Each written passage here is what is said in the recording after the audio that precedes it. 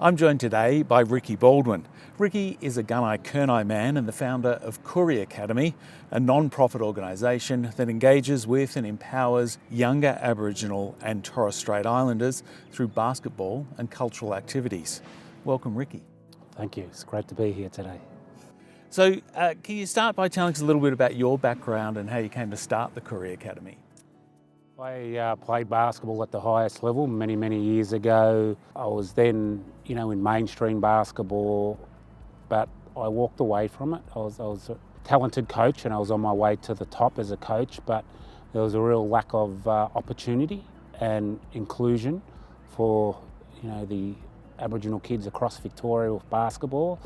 So in 2019, a dream of mine, Koorie Academy, came to life, and it's growing each year. People see Koorie Academy, but I always say it's the pyramid effect. It's what we do underneath that. Like, we've got a lot of over 50 young people jobs across Victoria with Bunnings, a lot of interviews for universities. So we're far more than just a basketball academy. We teach a lot of life skills. And then, to make today with Parliament come to life is, so special. And to hear the feedback from the young ones today, they were so excited to be here and for them to connect, because we come from many different clans, but when we came here today, they all united, and to hear their voices was something special. And so you've had quite a long association with Parliament. One of the things you did was gifted the basketball boots that we have on display in the Parliament. Can you tell us about the circumstances that led to that? Yeah, that's a good story. 2019, I was the head coach of the Australian National Indigenous Women's team. We went to Porroo in New Zealand, which was equivalent, we played into like the World Indigenous Championships, and we had the youngest team there. We had to fund ourselves to get to there. We ended up making it to the gold medal game. We're 20 points down against Kingdom of Hawaii. We had a halftime meeting, and I just said to the young athletes, I said, you have an opportunity to create history for our people and history for your mobs. So we came back and won the first ever gold medal at international competition in double overtime by a point. So then we get back and they weren't even celebrated. So I've been in and out of Parliament over the years, and I asked for a meeting, and they said, oh, what's up this time, Ricky? I said, well, I tell you what's up, the girls haven't been celebrated.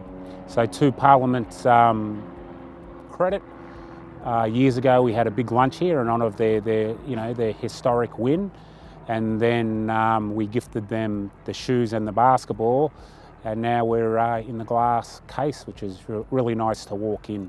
You mentioned already, today you've been here with a group of young people from the Koorie Academy. Why do you think it's important to get young people, young Indigenous people involved with Parliament?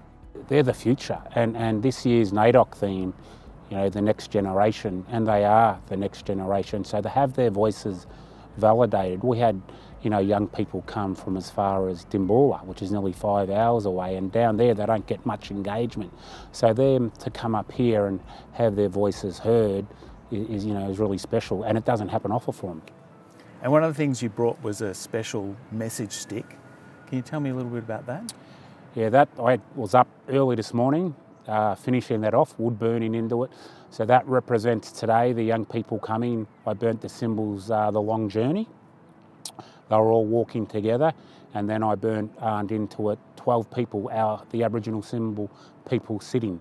So that was everyone coming together in a safe space and having their voices heard and discussing issues that were important to them. And you mentioned National Reconciliation Week. I think the bridging now to next is the theme for this year. What does that phrase mean to you? Again, the young people, they're the future. Their voices need to be heard. And with the young people, they need to also learn off the elders, because they're the ones with the knowledge who passes down the knowledge. But the next generation, they're going to be the ones that can, create change for better outcomes and better opportunities for the young people. Ricky, thanks so much for talking to us today. No, thank you. It's been a pleasure. Great. Thank you.